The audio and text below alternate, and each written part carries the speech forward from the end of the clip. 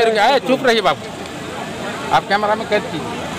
हमने आपसे कई बार आग्रह किया कि इसी घर के नीचे, रुकिए क्यों, इसी घर के नीचे लोग सोता है, प्रधानमंत्री आवास नहीं मिला है, सूची में नाम नहीं है, आपके मुंह से निकला कि डीसी साहब का आदेश है बनेगा। बढ़िया से बोलिए।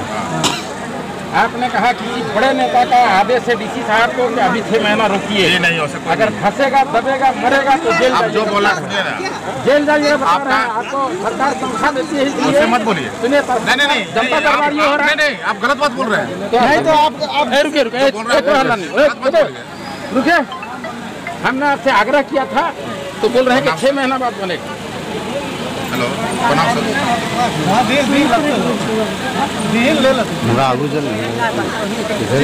बहुत दिन से पेंडिंग पड़ा हुआ। जी सर, जी सर, जी सर। हाँ, हम लोग का घर गिरने वाला है। चुप रहिए, चुप रहिए, यहाँ फोटो ले रहे हो ना? हाँ, चलाओ लाइव तेजी कास्ट भेदो सीएम के यहाँ, फेसबुक में डाल दीजिए। हम बोलेंगे कि एसी के रूम में जरगुना, एसी के रूम में बैठते हैं, गांव में समस्या है। हम लोग आग्रह किया वीडियो साहब, सीओ साहब से कि गांव में घूमिए, इस साल बारिश ज़्यादा हुई है, घर फटा हुआ है, आवास नहीं मिला है, प्रधानमंत्री सूची में नाम भी नहीं है, तो बोल रहे हैं कि 6 महीना बाद जो है बनेगा। जी सर, आवेदन ले लिया कि कुछ काम नहीं किया जाता। जी सर, कोई रिस्पॉन्स नहीं सर। चलाइए, सीएम को भेजिए, पीएम को भेजिए। आवेदन जैसे ही लिया जाता है। समझे? सुनिए ना, हमारे माननीय मुख्यमंत्री जी आदिवासी का बेटा है, वो समझते हैं कि हमारे आदिवासी भाई, हरिजन भाई, मुस्लिम भाई सबका घर टूटा हुआ है, और ये लोग एसी रूम में बैठ करके जो है अपना जो है कुर्सी हिला रहे हैं। यहाँ आए हैं तो फोटो खिंचवा करके डायरेक्टर साहब चले गए, कुछ लोग नाश्ता के लिए घुस गए, और एक फार्म के लिए लोग तड़प रहा। एक भी फार्म उपलब्ध नहीं, सिर्फ अभी एगो जब हम बोले तब वृद्धा पेंशन का कौन सी का फार्म मंगाए हैं 2 ठो।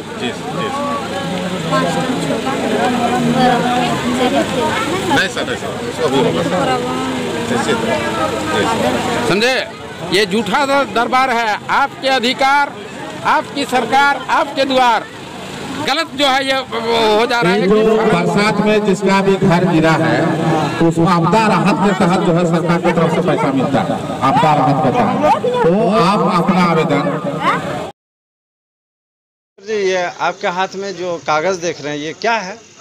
Ration card. Ration card. तो अभी राशन कार्ड दिखा रहे हैं, इसका मतलब अभी मिला है ना?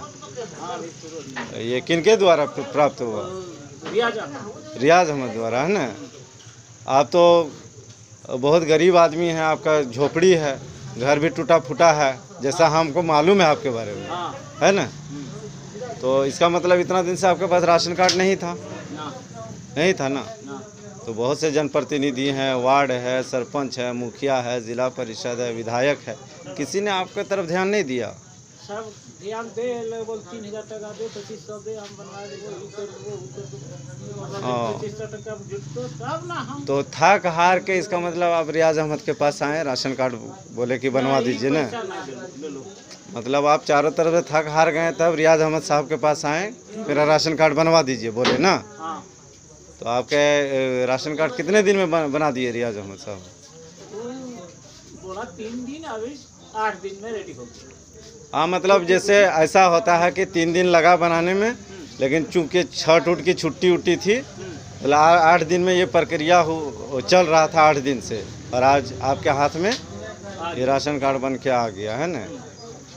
तो इसका मतलब है कि हमारे जो जनप्रतिनिधि हैं, वोट का हकदार रियाज अहमद ही हैं।